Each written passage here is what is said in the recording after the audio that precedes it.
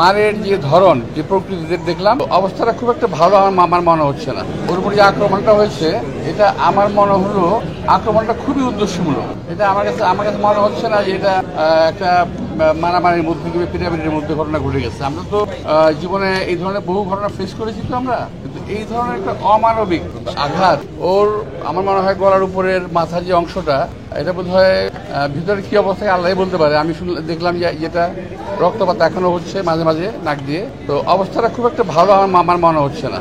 তো আমি আশা করব যে এই ঘটনার একটা সুষ্ঠু তদন্ত হওয়া উচিত এবং যদি উদ্দেশ্যমূলক হয়ে থাকে কি উদ্দেশ্যে তা কারা কেন করলো সেটা বের করা দরকার এবং তার একটা বিচার একটা হওয়া দরকার যদি উদ্দেশ্যমূলক হয়ে থাকে। তবে মারের যে ধরন যে প্রকৃতিতে দেখলাম এটা আমার মনে হয় না যে এটা খামাখাই হয়ে গেছে, এটা একেবারেই উদ্দেশ্যমূলক ছিল।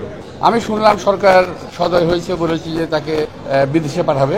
বিদেশে পাঠানো যে কথাটা শুনলাম খুব ভালো লাগলো, কিন্তু এখনো পাঠানো হয়নি, এটা আমার কাছে ভালো লাগলো না। এখন যে কোনো ব্র্যান্ডের পুরাতন এসি বদলে নতুন ওয়ালটন এসিতে উপভোগ করুন 25% ছাড়। এখন আমি জানলাম বললো যে আজকে এবং গতকাল এবং আজকে বন্ধের দিন ছিল। এই ধরনের একটা ঘটনায় বিশেষ ব্যবস্থায় তাকে বিদেশে পাঠানোর একটা প্রক্রিয়া করা উচিত ছিল বিশেষ ব্যবস্থায়। এটা হলো এক নাম্বার। আর সেকেন্ড হলো যেখানে পাঠাবে বিদেশে পাঠিয়ে দিলাম সবকিছু শেষ হয়ে গেল, এটা কিন্তু বিষয় না। আমার বিষয় হলো ওর কোথায় ইঞ্জুরি হয়েছে, আমাদের দেশে ডাক্তাররা এটাকে বের করতে পেরেছে ওই ইঞ্জুরিটা কোথায় কোথায় হয়েছে, সেই ইঞ্জুরির ট্রিটমেন্ট বিশ্বের যে দেশে ভালো হবে আমি মনে করি সে দেশে নেওয়াটাই বেটার। ইতিপূর্বে আমাদের এক সময় রাশেদ খান মেনন, আসম আব্দুর রব তাদেরকে বিদেশে পাঠানো হয়েছিল প্রক্রিয়া অনুযায়ী এবং বের করা হয়েছিল কোন জায়গায় আঘাতপ্রাপ্ত এবং কোথায় ট্রিটমেন্ট ভালো হবে। বিদেশে পাঠিয়ে দিলাম কোথাও এক জায়গায়, তাহলে কিন্তু হবে না। যদি উদ্দেশ্য থাকে ভালো করার, তাহলে যেখানে ট্রিটমেন্ট করে ভালো হবে সেখানে তাকে ট্রিটমেন্ট করতে দেওয়া উচিত। বিশ্বের অনেক ভালো ভালো জায়গা আছে।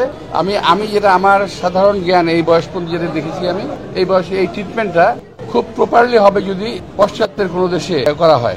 বিশেষ করে এই ট্রিটমেন্টটা আমি এটা আমাকে আবার কি ভুল বুঝবেন না, আমি যতটুকু আমার জ্ঞান আছে তাতে বলছি এই ট্রিটমেন্টটা সবচেয়ে বেস্ট হবে যদি জার্মানিতে পাঠানো হয়। ওই সিঙ্গাপুর, ব্যাংককে এই সমস্ত ট্রিটমেন্ট আমি মনে করছি না খুব একটা ভালো হবে, বিকজ আমি সিঙ্গাপুরের পেশেন্ট, সিঙ্গাপুরে আমি ট্রিটমেন্ট করি, ব্যাংককে আমি ট্রিটমেন্ট করি, দেখেছি আমি।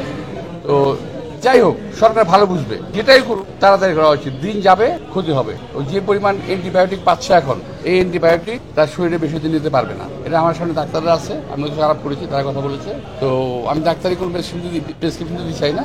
আমি চাই ভালো হোক, আল্লাহ তাকে সুস্থ করে তুলুন এবং দেশের কাজে লাগবে। আমাদের দেশের জন্য অনেক কাজ করেছে, তো ও আবার আমাদের মাঝে সুন্দরভাবে ফিরে আসুক। তো এই জন্য সরকারকে আমি অনুরোধ জানাবো যেখানেই হোক ট্রিটমেন্ট করার জন্য তাকে একটা ভালো জায়গায় এবং ভালো তত্ত্বাবধানে, দয়া করে পাঠিয়ে দিয়ে ক্ষান্ত হবেন না, এবং ভালো একটা তত্ত্বাবধানে যে তাকে যেন রাখা হয়।